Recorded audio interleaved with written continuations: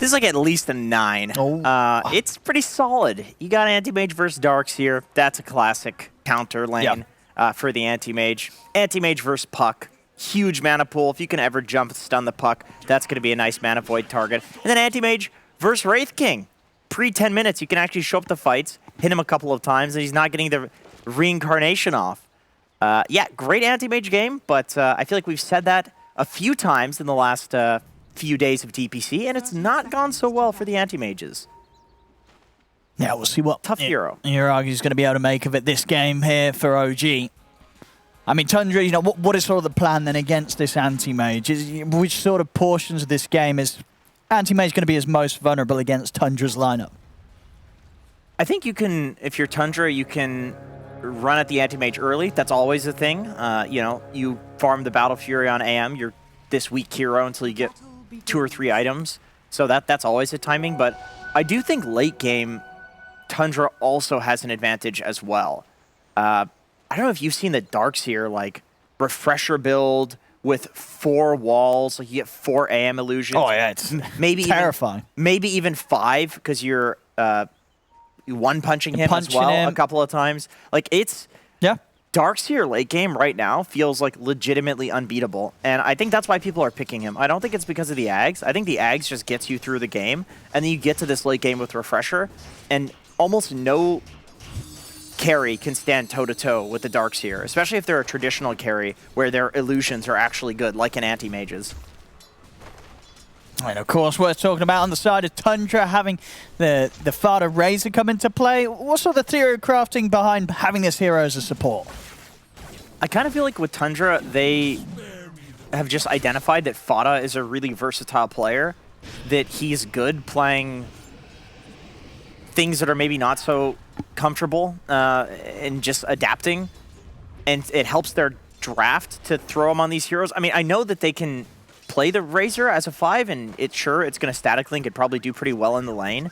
But I think it is mostly just like, okay, Fada's capable of playing this stuff, and it really helps the draft. And 5 is like the lowest value position, so you can throw a hero into that role and be kind of okay with sacrificing them a little bit. It gives you better core matchups, which are worth not having a normal 5. That's at least my take on it. I would love to hear what their take is, although you probably never hear them give their real take on it because it is like part of their secret sauce. Yeah.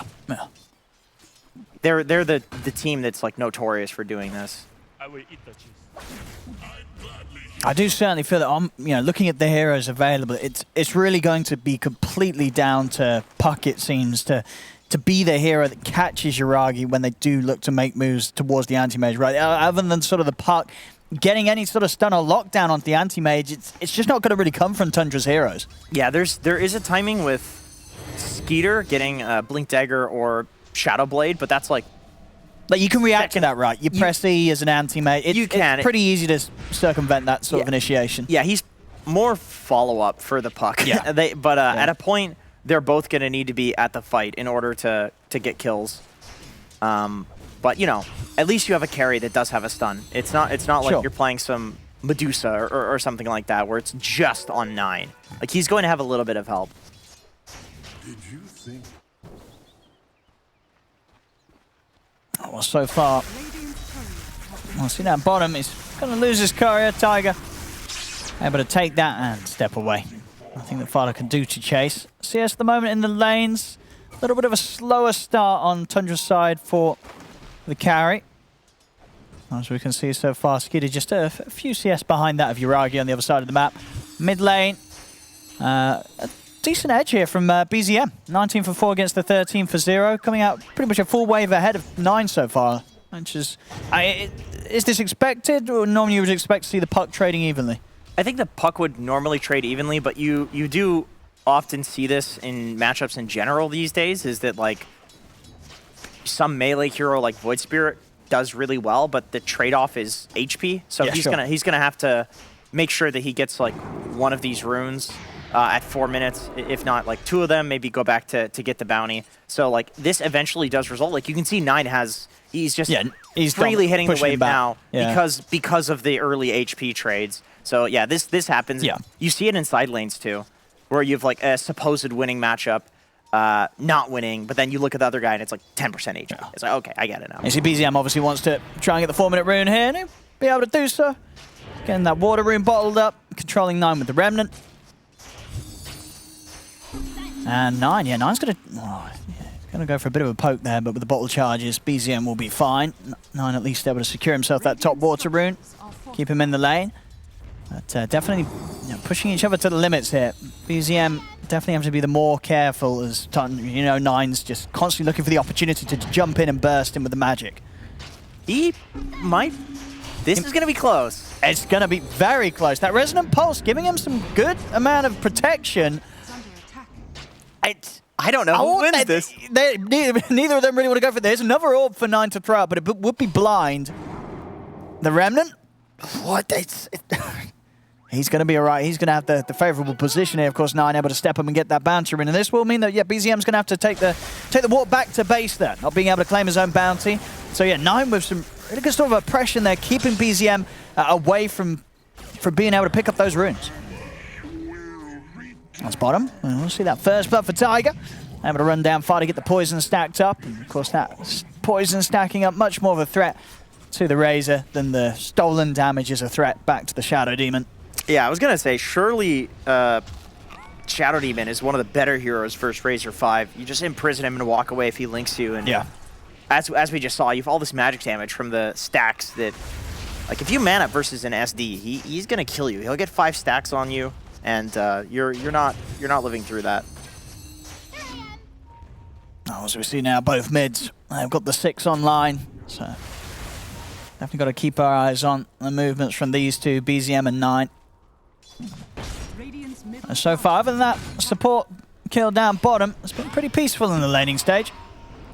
No other deaths so far. 6-minute runes coming in. We'll see who's able to take control of the power rune.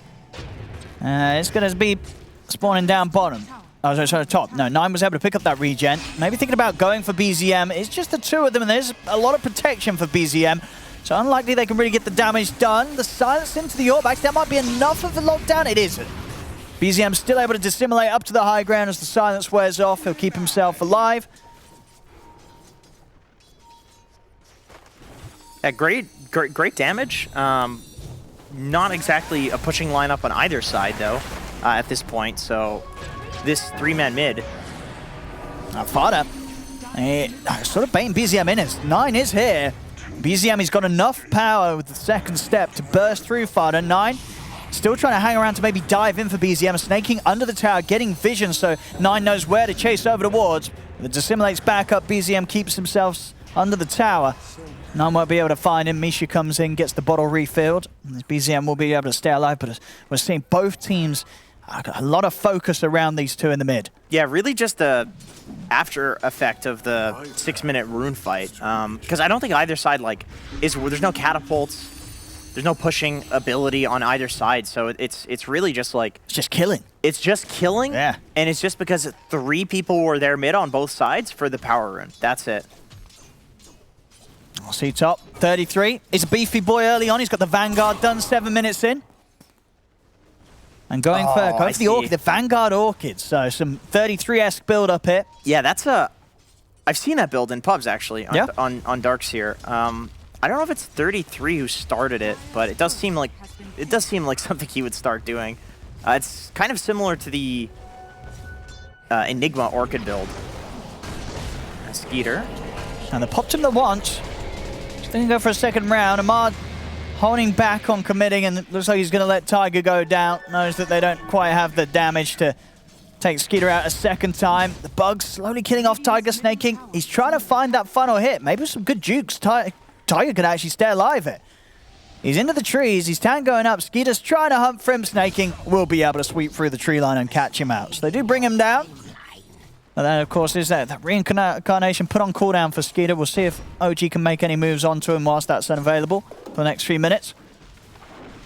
Arguably a more important cooldown than your death timer, funny enough. But, man, Amar, 3-3 build. He loves to hold back on the arena point.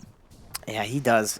I mean, you're dealing with a Wraith King, so I suppose the idea is that, like, while he has the ultimate up, you're probably not going to arena and kill him anyway.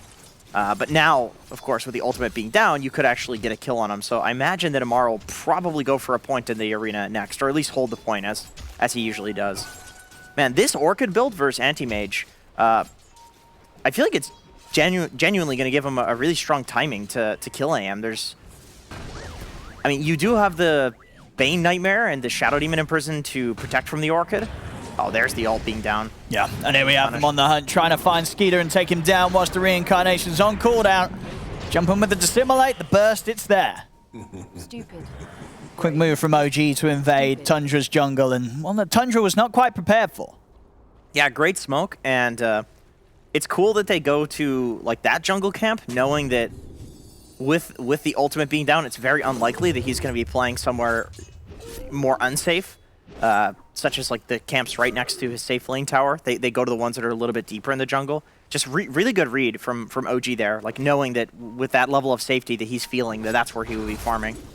Oh, 33 going for a bit of an attempt there. Identified that Yuragi was a little low on the mana. But indeed, as we see, the illusion's not burning maybe as much as he would hope, as Yuragi at the moment with the 1 point in the mana break skill, limiting the effectiveness of 33's illusions that he creates of him. I do feel like you see that more and more these days in the Darkseer versus AM matchup, is that the Darkseer just uses wall to do this, to pressure. It's less so about like, oh, I'm gonna kill him here. It's more so about when are you really gonna effectively use walls? A level 8 Darkseer anyway. Like you're just chilling, and this hero plays for like a level 11, level 12 timing. And this I think is just pressuring him off the tower so they can take it with the catapult. I don't think they're trying to get any kills here. And TPs are coming in. OG's going to try and do something about this push from Tundra. They've got their eyes on 33, and they should have him hit. They'll try and hide around the trees. Nice vacuum onto the three of them. But there's no stopping Yuragi closing in and picking up the kill for himself. Brave, but stupid. Yeah, he's pretty tanky on Darkseer with that Vanguard, but not that tanky. Fada's sticking around. I get it. He wanted to finish off this tower. I mean, he's on his own. I think this is almost certainly going to cost him his life here. The three of OG more than happily able to sweep back over, finish off Fada, and if they want to, they'll be able to deny that tower as well.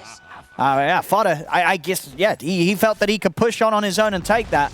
But a very risky position for him to be in. He knew that OG was going to be very likely to sweep back over towards him. Dude, Yuragi just got so much gold.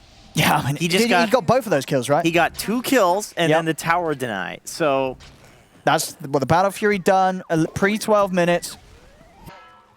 He's going to be very happy with that little move that Tundra made up to his half of the map. Yeah, he's stoked. Oh, no, sorry, still a sword short. Okay. Yeah, and not quite that, but he went for the treads. If he didn't get the treads, he would have Battle Fury right now. But he wanted to play the lane against Darkseer. Yeah. Goes for the treads. I think T-Gov was kind of right about the Razor maybe giving a false sense of security to some of the heroes in these lanes, where it's like, oh, we can do something. We have this Razor, and then he just kind of dies.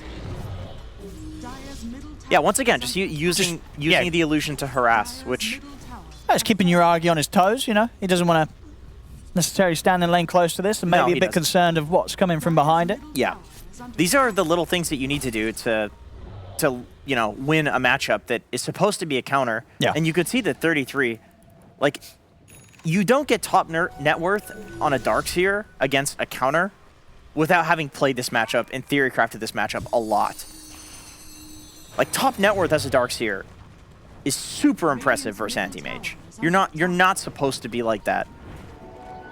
But once again, I do think that the timing with this Orchid build, this is going to be something that not many players know how to deal with. It's such a new build. Yeah. Like, Darkseer Orchid is pretty unprecedented. Until recently.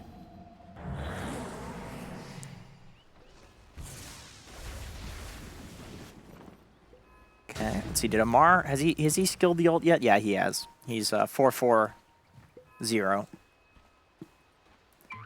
Sometimes he even holds the point. Yeah, and he is not opting to build into the full armlet. So he wants to play for an earlier timing with the Blink Dagger or BKB, which fair. It's fair. He's got an Anti-Mage on his team. He's got a great 4-man. Void Spirit's having a good game. I think you can just run around and kill people with the Blink. 13-minute Orchid. Never before. He has beaten the record of literally never. Well done. So okay, they go for a smoke immediately. And this also answers the problem that you were talking about earlier, Owen, where yeah, it's an extra bit of... It's reliant entirely on the puck to do disable. Yeah. Now they have the Orchid on Dark They needed here. this.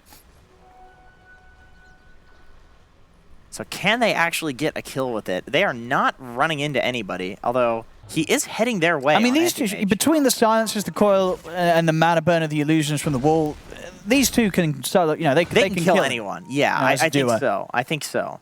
But it just sniffed out by OG. Like, none of them were in this remotely dangerous position. Everybody's just chilling in the triangle, which means that Tundra is farming a lot more. Like, you can see the gold lead, even though it's 3-5. They have a 3K gold lead because OG is just not farming. Yeah, I mean, the cores are close. The big difference really is in the supports, you can see, right? Weaver. Snake's farming. Snaking's pretty rich. He's farming the bot lane, and you can see, like, nobody's sitting top lane on the side of OG farming that because they don't really have a hero that wants to do that. It would be Void Spirit, but he doesn't have travels, so that's when you would normally do that on Void Spirit. He opted to go for the Yules, which I understand is to catch the puck, catch the Weaver, Darkseer as well. You can purge the Surge, so they need to start getting kills on OG because they don't have great farming heroes, and Tundra is just consuming the entire map. Like, the gold lead is just going to keep going up. It's going to hit 4K, like, in a moment from now, I'm sure. Like, they're farming so much. Any moment now. Oh, Snay hiding in a nice little corner here. They did catch a bit of vision of him, and BZM pretty relentless here with the search. But he won't quite find him. Snaking able to sneak past the whole squad. Maybe pick up a courier on the way around as well. Yuragi's not happy about that. Trying to get some revenge there for a Mars courier. But he's jumped into a bit of a trap. They have got protection here with the disruption coming out. As soon as the disruption comes to an end, though, there'll be a further silence. The illusion beating down upon him as well. It's enough. They bring down the two of them. Tiger and Yuragi taken out. As the rest of OG, they've got to back off. Up to the tier 2s. Amar's going for a TP out. They got anything to stop it? They don't. Amar able to make it away, but being baited almost there. Snaking sort of teasing them up towards that point where Tundra was set up perfectly with the combo from the high ground. And OG and Yuragi in particular walked straight into it. Yeah, that was nice, because if you're on OG's side, you feel like this is the sort of play that a Weaver is making when he's being like a cheeky devil. But he's got the backup. He's got the backup. But he looks like he's being cheeky. And then the Orchid forces out Taiga to use his Imprison in order to save. But that means that all of 9 spells are non-savable. He can just put down the coil, and whoever he coils is dead. Oh, very good setup there from Tundra. They're going to be feeling pretty good, I feel, about the control of this game. As I say, the fact that, I mean, Snaking really is just gearing up to be another core. Yeah, look, his farm. I mean, BZM's early game was he's amazing. catching up to BZM. And he's catching up to BZM. I mean, he's having a right game here, Snaking. And they're off again, Tundra. They know that they can find these kills. Especially so with Skeeter leading the charge with that blink armlet. He's ready to make the jump. We'll see if they find Yuragi again. That would be the big catch. And they'll settle for Tiger. Nearly catching Yuragi, though. Yuragi's got to be so careful around these heroes. We've seen it before. They will absolutely kill this anti-mage at this stage of the game. I mean, there's a 6K gold deficit, so it's not like OG is farming well at all here. But with that being said, that is good positioning for Taiga there to be the one that like tanks the gank. If they were farming more of the map, that would be like a very crucial death in positioning from him, and it still is to a degree. But they would like to be like farming the bot jungle because of his positioning rather than their own jungle. But it kind of feels like he has to go in there and die. It's a bit desperate, but somebody has to do it.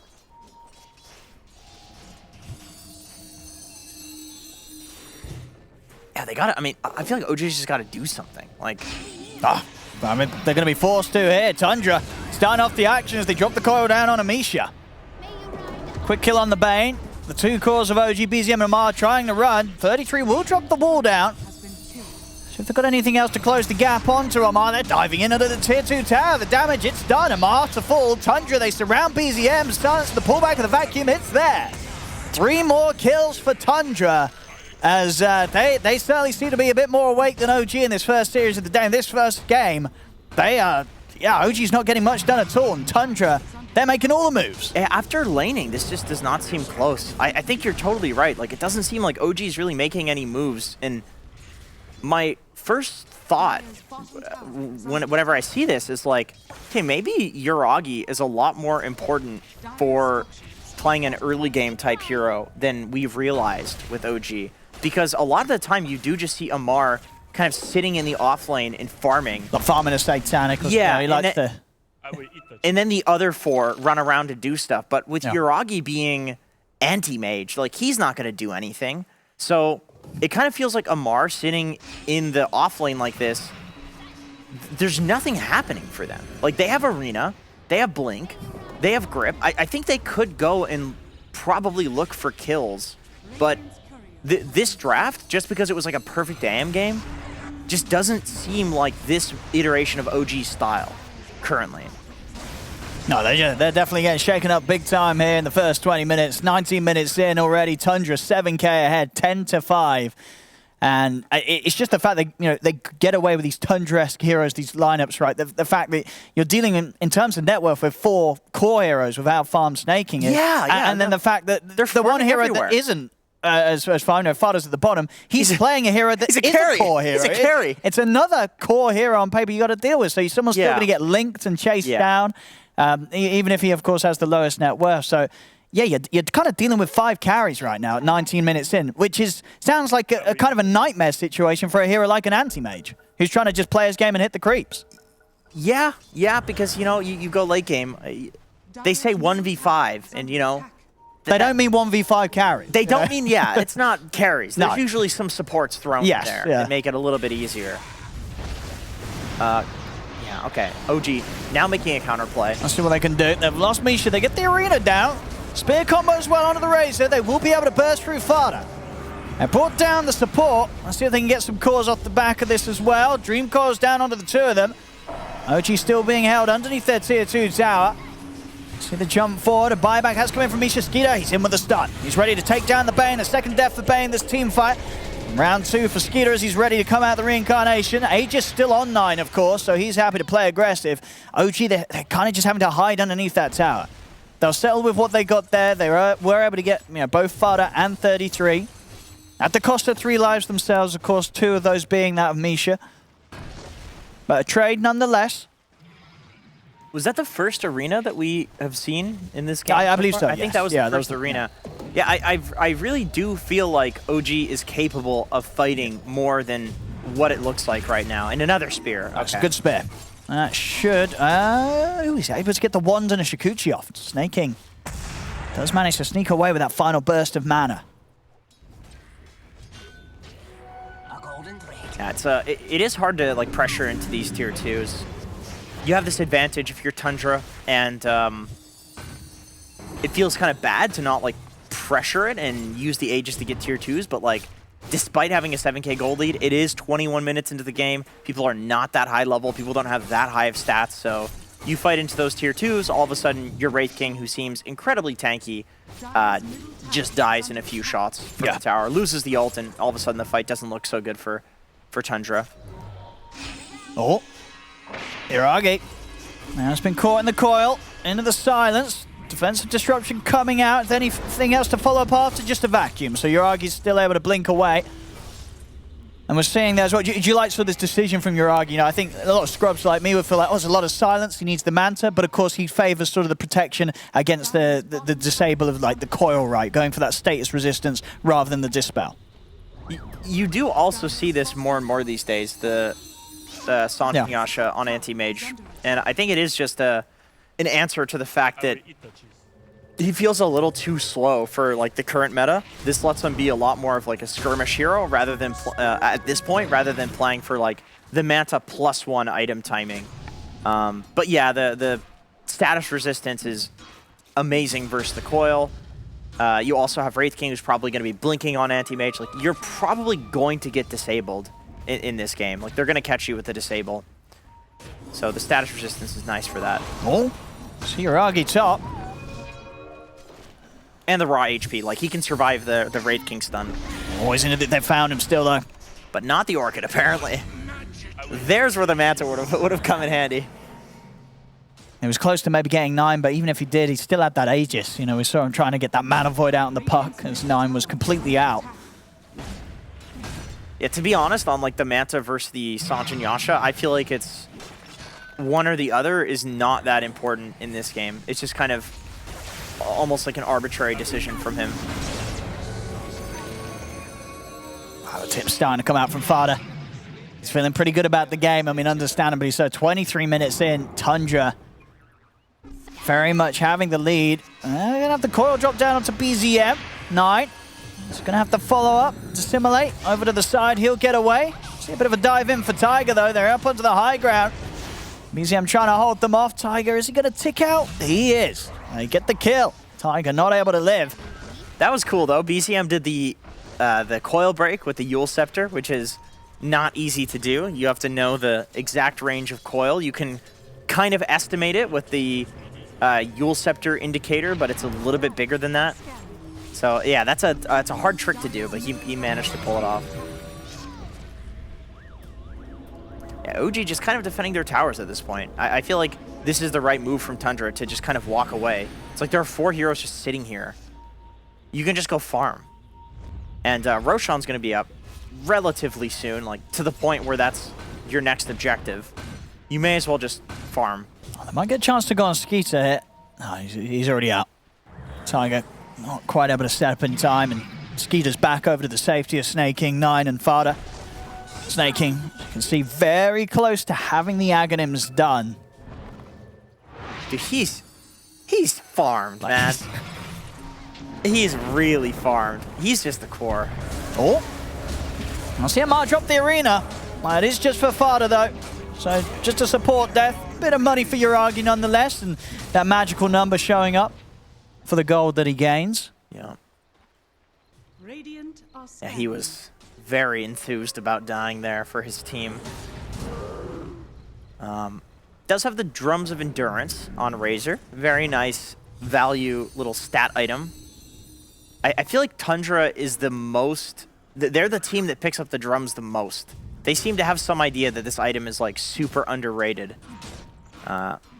Which I think is definitely true if you're fighting and 5-manning a lot, which does tend to happen on this patch. Like, all of those heroes hitting with the extra attack speed is quite nice. And also, the Swiftness aura is super underrated for, like, running around the map as a team and just sweeping, you know, just killing OG if they show up to try to farm anything. And, like, what has Tundra been doing for the entire game? They've just been sweeping across the entire map, showing up to a tower, forcing OG there, and then just going somewhere else as a team. So with how Tundra plays, I can see why they always have drums on somebody. It's usually Snake King.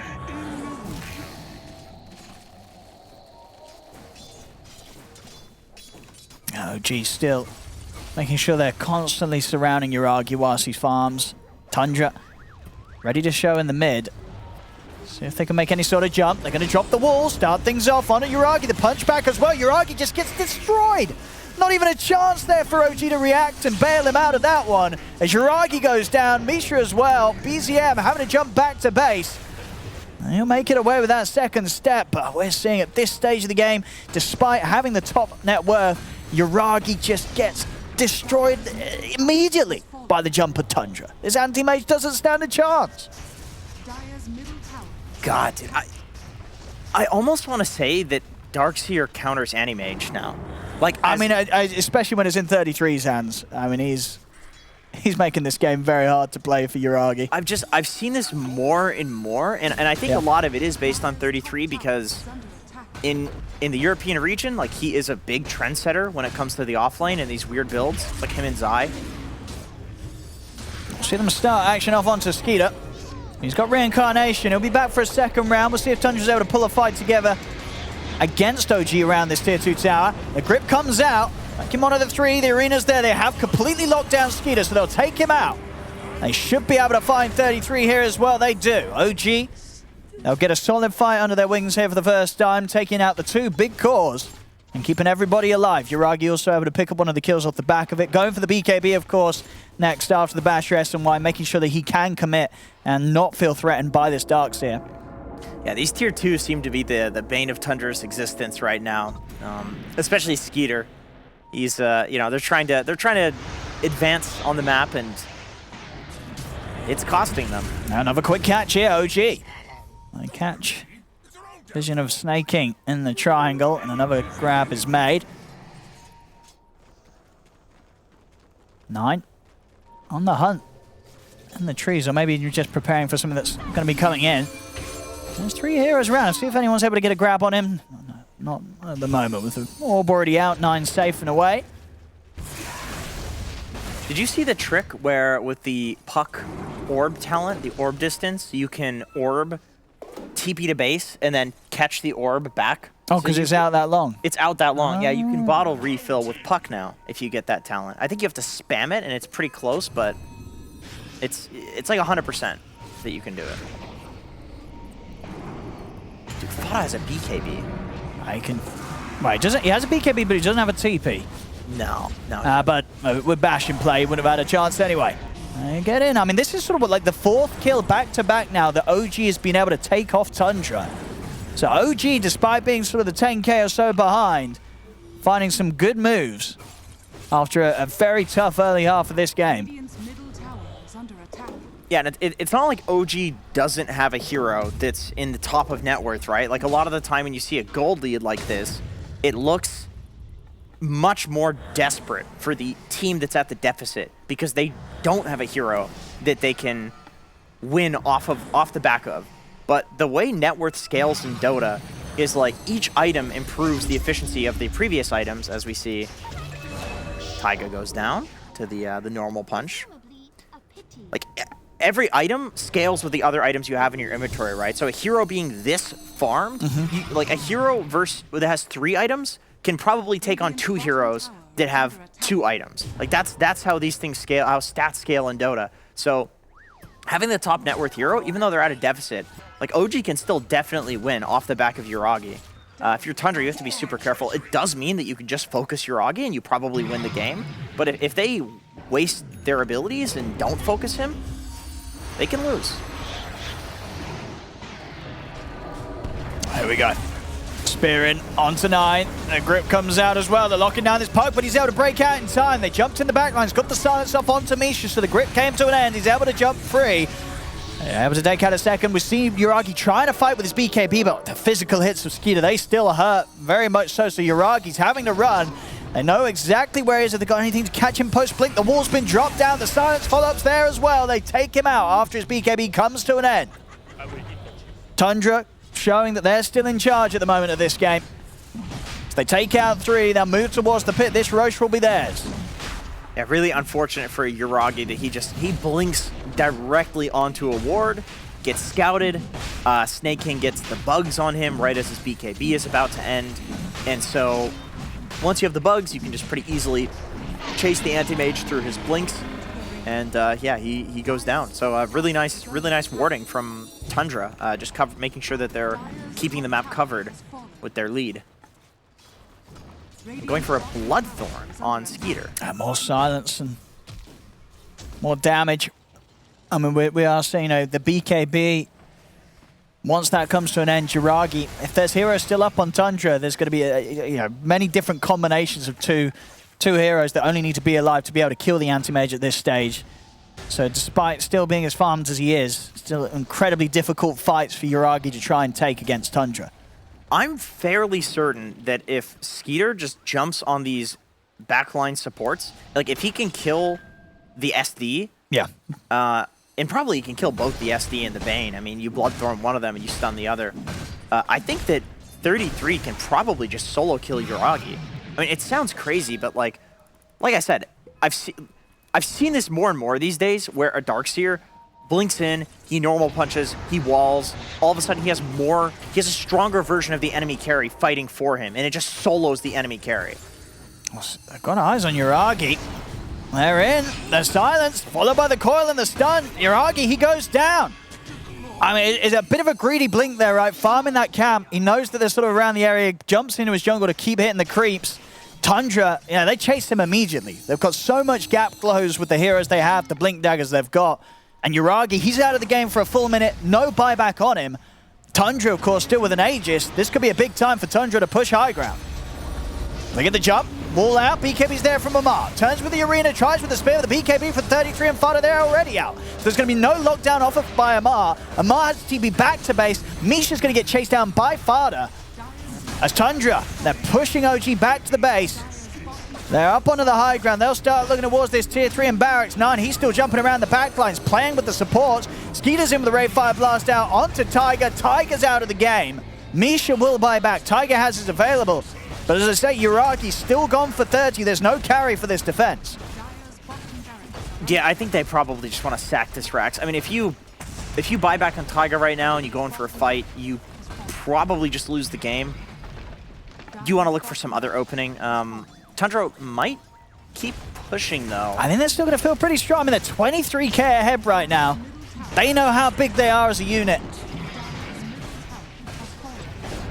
They do have a lot of unspent gold, though, so I don't... Oh, 90's it.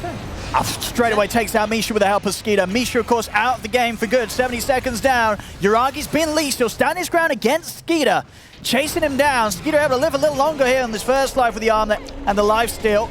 They brought him down once on the reincarnation. BZM's had to jump in for this Tiger, bailing him out momentarily with the disruption. Dissimulate out, BZM will be fine. Jumps straight over towards 9, grabs him with the remnant, brings down the puck. Fada with the BKB chasing down Yuragi. The blinks back up as Yuragi's back to the fountain. That's another life for Skeeter taken away. Blink in time, dodging the God's Rebuke from Amar. They'll turn their attention towards Fada instead. The arena from Amar also able to catch out Snaking.